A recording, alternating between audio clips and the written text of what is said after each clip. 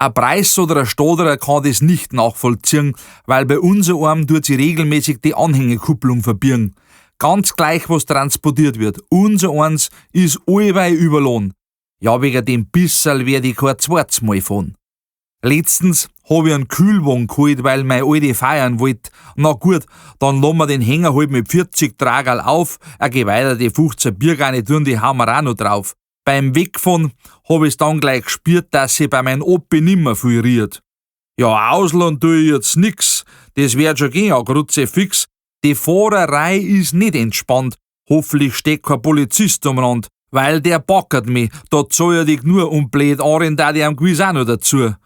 Nur mal mehr kostet's dann, grad deswegen, weil ich vor lauter Stur nicht zweimal fahren kann. Oder mir, die am Dorf wohnen, wenn ein Kies uns holen, na, das herbringen, das müssen wir zahlen.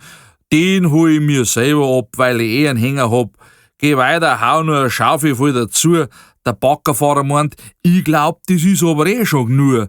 Doch wer zahlt, schafft an, ist seine Devise. Ich mein, eine kleine Tonne hab ich zu viel drum, das ist gewiss. Wurscht, erster Gang, ein bisschen Gas und weg, auf einmal krieg ich einen Riesenschreck.